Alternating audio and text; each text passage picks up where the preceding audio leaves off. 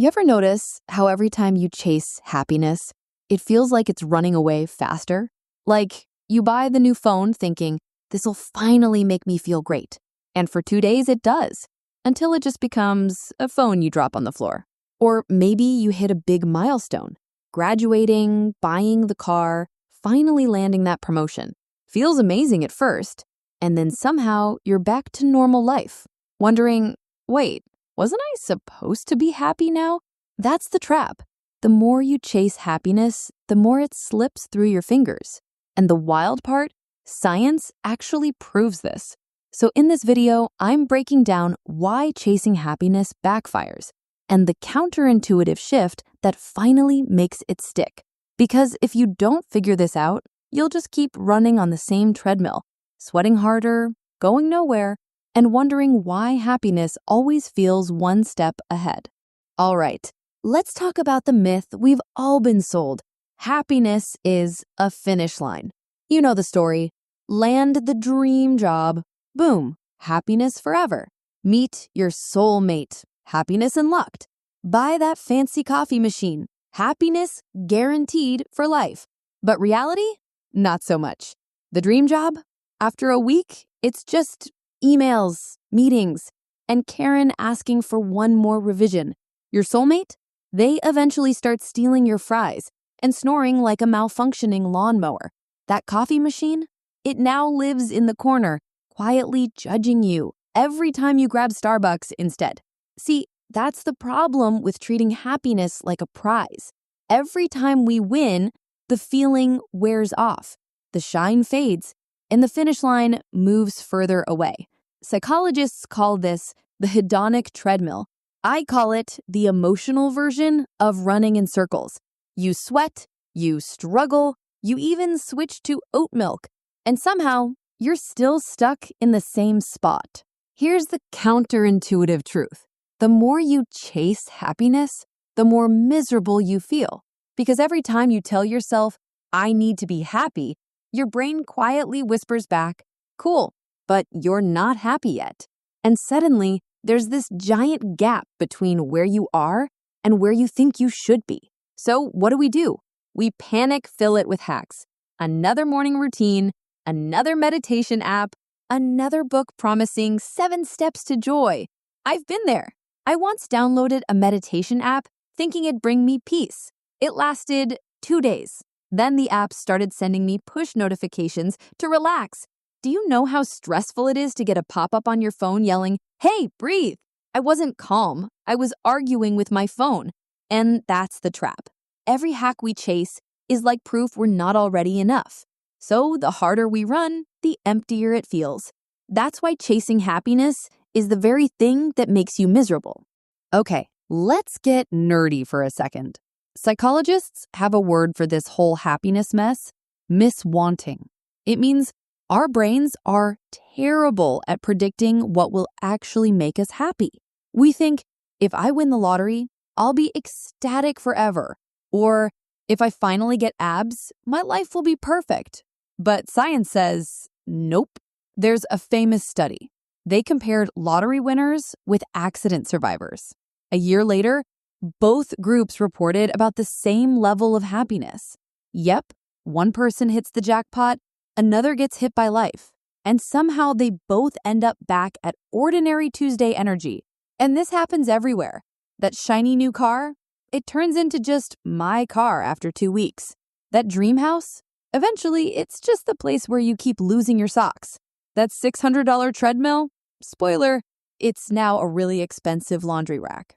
Turns out money can only buy happiness up to a point.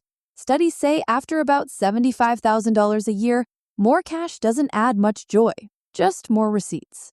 And the funniest part is we keep falling for it. Like we know material stuff won't fix us.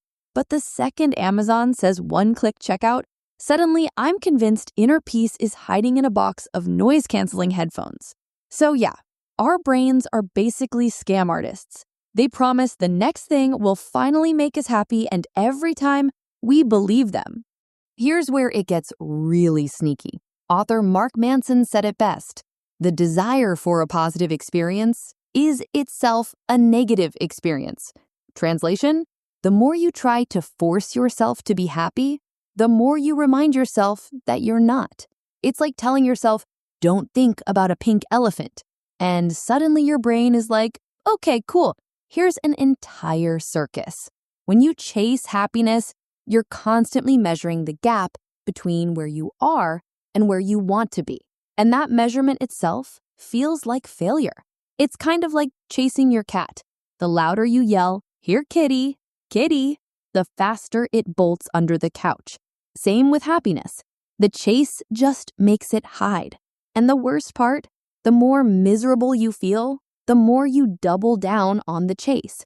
Gratitude journals, yoga mats, kale smoothies, until one day you realize the only thing you've gained is a closet full of dusty self-help tools and the sudden urge to lecture your friends about breathing techniques. That's the trap. When happiness is the goal, it slips through your fingers. So if chasing happiness doesn't work, what does? Here's the unsexy truth. Life is problems. Always has been, always will be. The trick isn't avoiding problems, it's choosing better ones. Think about it. You can't escape struggle. You either struggle with working out or you struggle with getting winded after one flight of stairs. You either struggle with building a relationship or you struggle with being lonely at 2 a.m. and eating cold pizza over the sink. See? Problems everywhere. But when you choose problems that actually matter to you, problems that line up with your values, those struggles feel meaningful. And meaning is the soil where happiness grows. For example, training for a marathon. Waking up early, sore muscles, blisters, that's not fun. But if running lines up with your values, health, disciplining, proving something to yourself, suddenly the pain has purpose. And guess what shows up when purpose is present? Yep, happiness sneaks in, like an uninvited guest who eats your snacks, but actually makes the party better. So the shift isn't, how do I chase happiness? It's, which struggles am I willing to sign up for? Pick the right struggles, and happiness tags along for free. All right, let's make this practical. Here are 3 tiny shifts you can try right now. Shift 1, stop asking, does this make me happy? And start asking, is this meaningful? Scrolling TikTok might make you happy-ish for 10 minutes, but meaningful? Nah. Shift 2, track values, not hacks. Instead of obsessing over your 19-step morning routine, just ask, did I live one value today? Like, did I show kindness? Did I create something? Did I take responsibility for my mess? If yes, congrats. That's a win. Shift 3, pick problems you'd be proud to wrestle with. Your life will be messy anyway. At least make it a mess you care about. Struggling to write a book? Cool, that's a worthy mess. Struggling to organize your mountain of half-used scented candles? Maybe not so much. And that's the point. Happiness doesn't come from cleaning up every problem. It comes from fighting the ones that actually matter. Now, I can already hear some of you typing in the comments. Let's handle a few objections. Objection 1. But gratitude journaling works for me. Great, keep doing it. But if you're journaling just to force happiness points, it backfires. Gratitude works when it reminds you of meaning, not when it's a desperate scoreboard, like 3 happy thoughts equals joy unlocked, right? Objection 2. So goals don't matter? They do. But goals are the compass, not the treasure chest. They point the way, but the struggles along the way are where happiness shows up. Objection 3. But I just want to be happy. Fair, we all do. But wanting happiness directly is like wanting abs while eating pizza rolls at 2 a.m.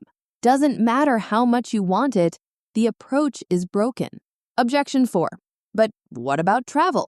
Doesn't seeing the world make you happy? Sure, until your 7th airport delay and you're sleeping on your backpack at gate 32.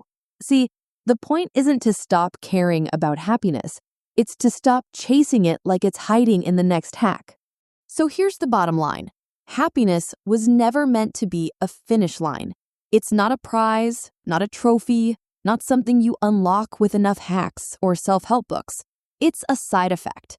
It shows up when you choose struggles that actually matter, when you solve problems you care about, and when you live in line with your values. And the best part? You don't have to chase it. It just sneaks in when you're not looking. Like that one cat that ignores you all day, but suddenly decides to curl up on your lap when you least expect it. That's happiness. It comes when you stop chasing. If this hit home for you, stick around. I've got more videos coming that dive even deeper into stuff like this. Hit subscribe so you don't miss them.